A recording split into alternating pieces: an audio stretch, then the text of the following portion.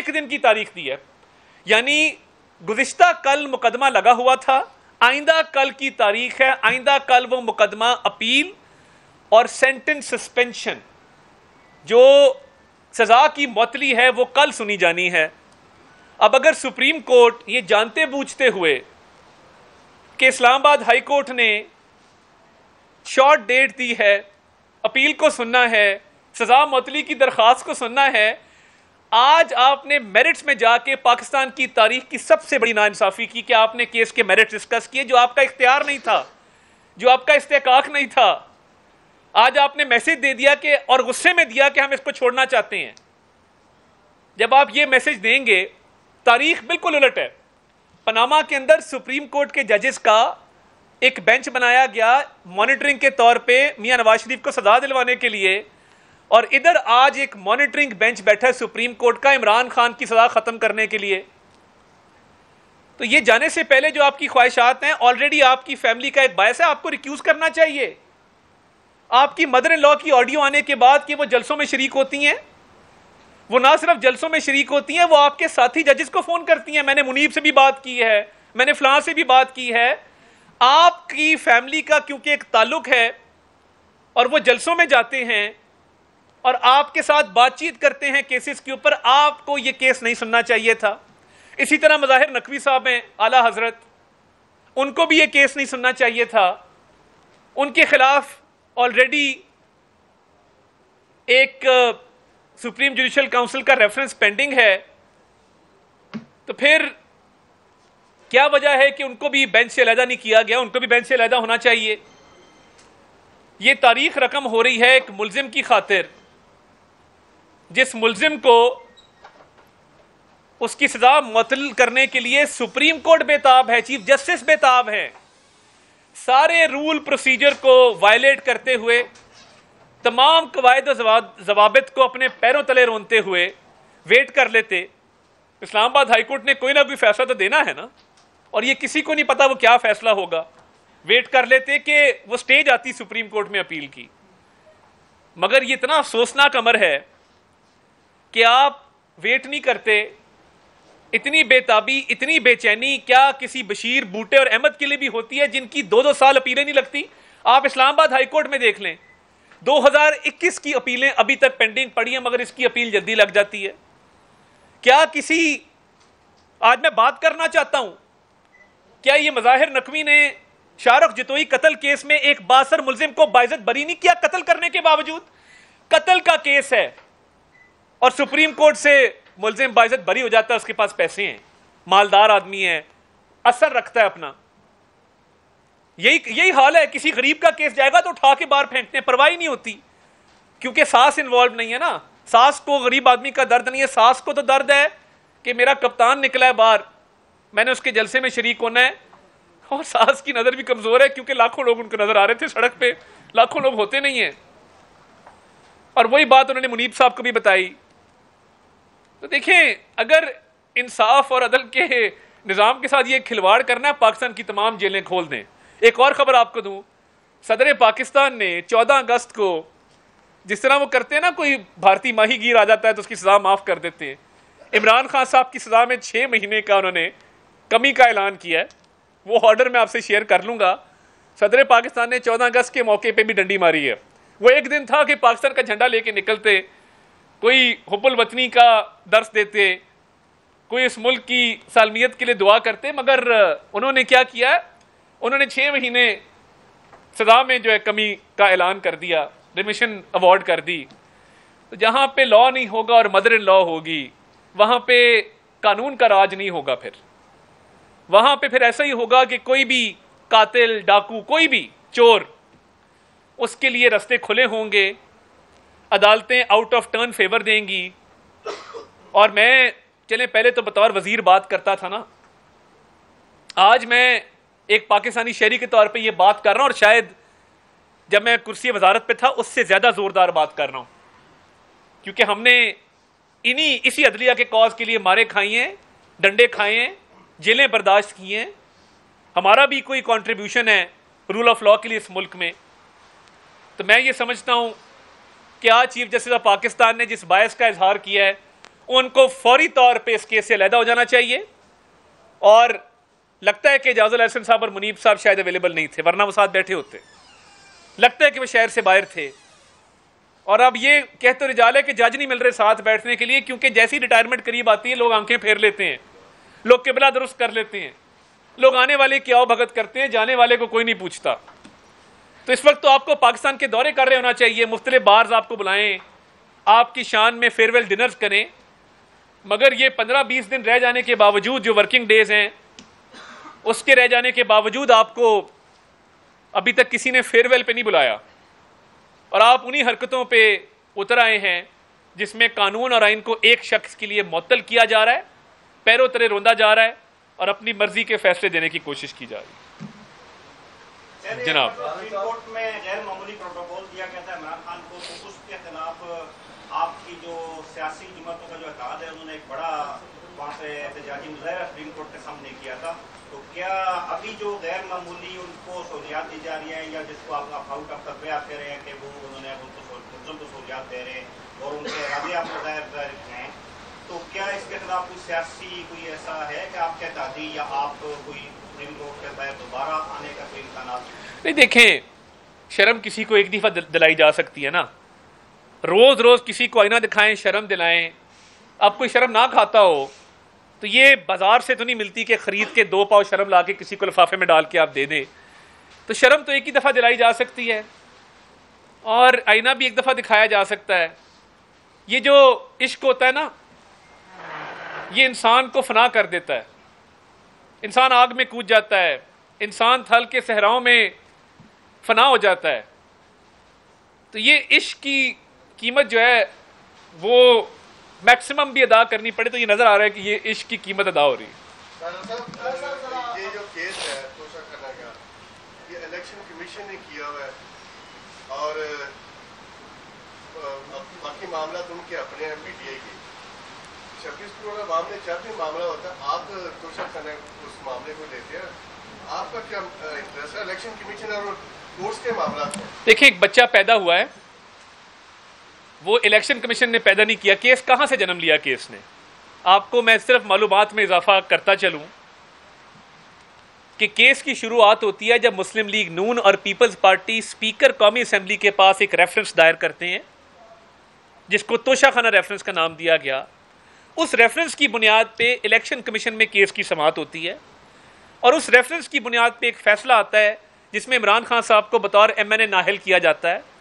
उस रेफरेंस की बुनियाद पे ECP एक criminal complaint session court Islamabad में फाइल करता है, जो फाइनलिटी अटेन करता है और कन्विक्शन में रिजल्ट करता है। अगर हम रेफरेंस दायर ना करते तो ये केस नहीं होना था। अगर हम इसकी निशानदही ना करते, इस चोरी को ना पकड़ते, तो इलेक्शन कमीशन शायद ये केस ना कर पाता। तो ये कानूनी एक प्रोसीजर है जो थोड़ा कॉम्प्लिकेटेड है। हम एक इंटरेस्टेड पार्टी हैं, हमने ये केस शुरू किया, इसलिए हम ये समझते हैं कि इस केस पे आवाज़ उठाना ये हमारे फ़राइज़ में शामिल है।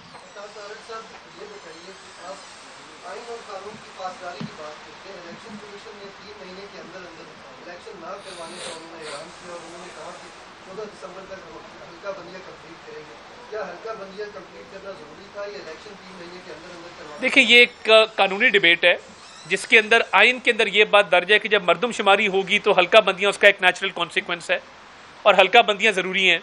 अब फॉर एग्ज़ाम्पल, हमने नहीं, PTI की गवर्नमेंट ने पंजाब में नए अजला बनाए, वज़ीराबाद का नया ज़िला बना, तौसा का नया ज़िला बना, तलागंग का नया ज़िला बना, मुतअद्दिद नए अजला बनाए गए हैं।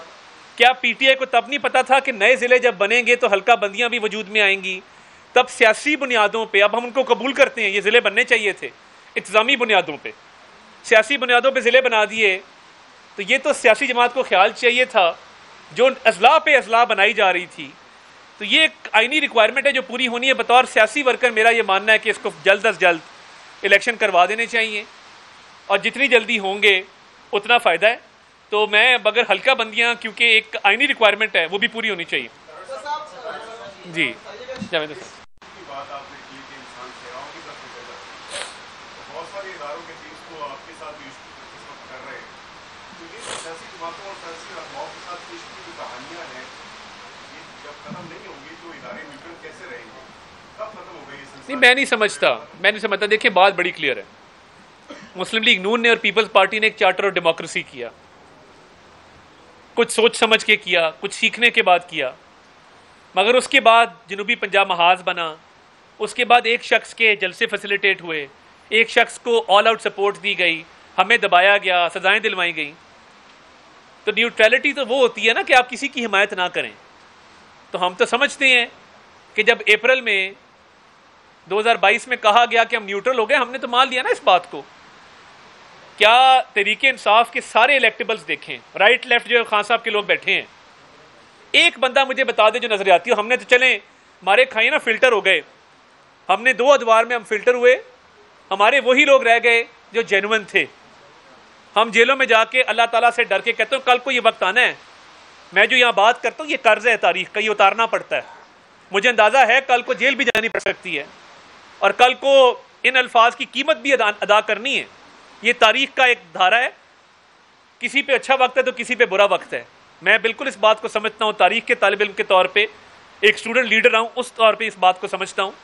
मगर शाह महमूद कुरैशी साहब से लेके फिरदौस आशिक से लेके फवाद साहब से लेके जितने लोग दाएं बाएं थे, क्या वो खुद ज्वाइन किए थे तरीके इंसाफ?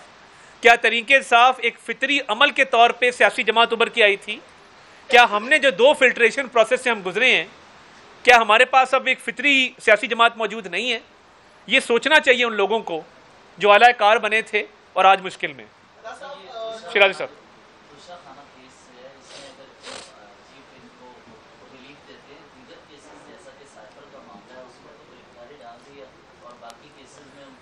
बड़ा वैलिड लीगल पॉइंट है आपका।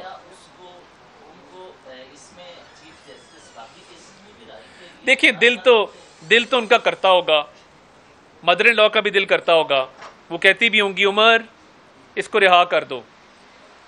अब उमर पे है और राफिया पे है कि उमर और राफिया इसमें क्या किरदार अदा करते हैं, क्योंकि राफिया को भी उतनी परेशानी है जितनी मदर इन लॉ को है। ये जिनसे साथ ऑडियो थी ना, राफिया मैं बड़ी परेशान हूँ, लाखों बंदा जलसे में आया है, ख्वाजा तारिक रहीम साहब की अहलियाँ हैं, आप भूल गए। तो वो राफिया को भी परेशानी है, मदर इन लॉ को भी परेशानी है, उमर को भी परेशानी है। अब राफिया, उमर और मदर इन लॉ मिल के किस तरह निजात दिलाते हैं ये तो उन पे है। मगर साइफर के केस में कासिम के अब्बा 30 अगस्त तक जुडिशल रिमांड पे हैं। अगर कल उमर, राफिया और मदर इन लॉ मिलके कहते हैं कि रिलीज कर दें तो फिर क्या होगा? रिलीज नहीं हो सकेगा, जो मेरा ख्याल है, क्योंकि 30 अगस्त तक तो वो साइफर के केस में वो पाबंदे सिलासिल हैं। जी, आपके बारे में मशहूर है कि माजी में हमने देखा भी है कि किसी की वीडियो वायरल हो जाती है, किसी की ऑडियो लीक करवा लेते हैं, किसी की डायरी जो है वो लीक करवा लेते हैं। इस वक्त आप चीफ के सामने बेबस दिखाई दे रहे हैं, क्या कंपनी के पास भी वीडियो पे ऑडियो कोई डायरी नहीं लीक करवा दिया? नहीं, देखिए, एक तो लीक ना मैंने कराया ना आपने कराया, और जो आप कंपनी की बात करें ना, देखें ये फौज को बदनाम करना बंद करें, खुदा का वास्ता। नहीं, एक सेकंड, मुझे पता ना, मेरी बात सुन लेना, टॉक शो ना बनाए। आपने एक सवाल किया ना, आपने नहीं, फौज से मोहब्बत नहीं आपको ना, ये कंपनी मेरी अर्ज सुन लें, टॉक शो ना करें। मुझे, मैं हाथ जोड़ के आपसे गुजारिश कर रहा हूँ, हाथ जोड़ के माफी मांग के आपसे आजाना मुअद्दबाना गुजारिश कर रहा हूँ, मेरा जवाब सुन लें।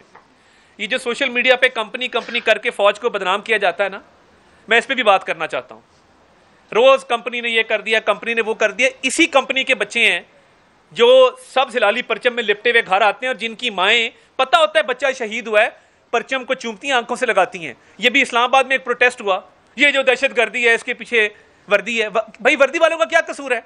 डॉलरी जंगें, अब आप अंदाजा करें कि बेवकूफ कैसे लोगों को बनाया जा रहा है।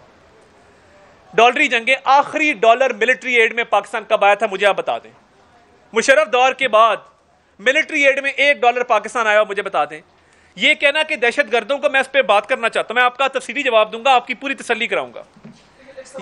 मैं उस पर भी आ रहा हूं, जो आपने किया ना, मेरा जवाब ले लें। मैं ऑडियो लीज पे आ रहा हूं। नहीं, मैं एक सेकंड ना, क्योंकि अभी बात की ना कंपनी की, तो मैं नहीं, वो उसने कंपनी की बात की ना, उस पर भी आता हूं मैं।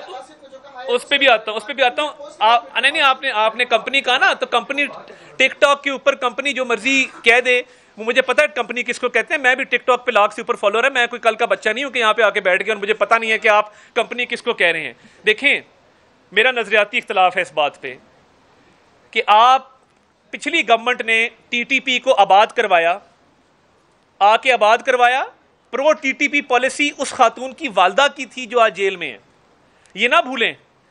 और दहशतगर्दों के हाथों रोज ताबूत घरों में आते हैं। हिम्मत है उन लोगों की कि जिनके बच्चे सीनों पे गोलियां भी खा लेते हैं, जख्मी भी होते हैं, और वो परचम को फिर भी चूमते हैं। ये क्या जज्बा है?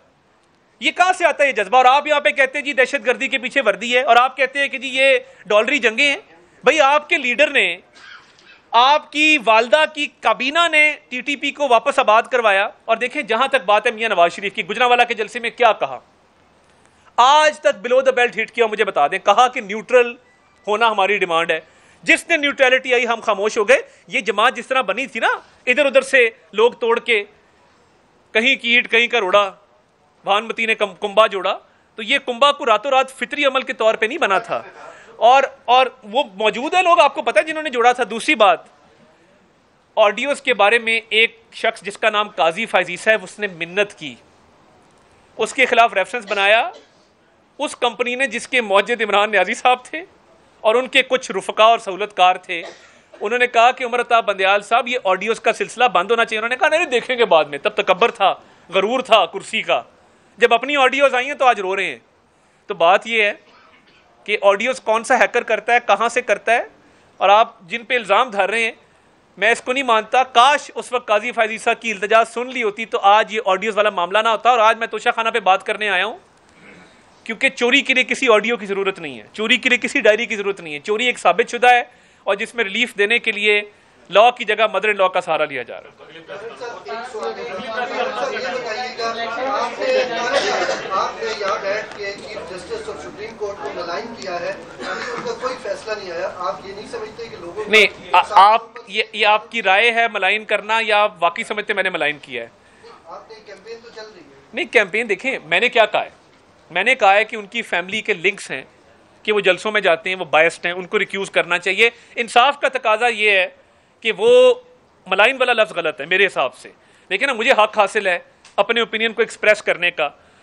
मैं ये समझता हूं कि वाकई उनको रिक्यूज करना चाहिए, उनको ये केस ही नहीं सुनना चाहिए, क्योंकि उनके लिंक साबित हैं। वो आए दिन उनको रिलीफ देने पे तुले होते हैं। Thank you.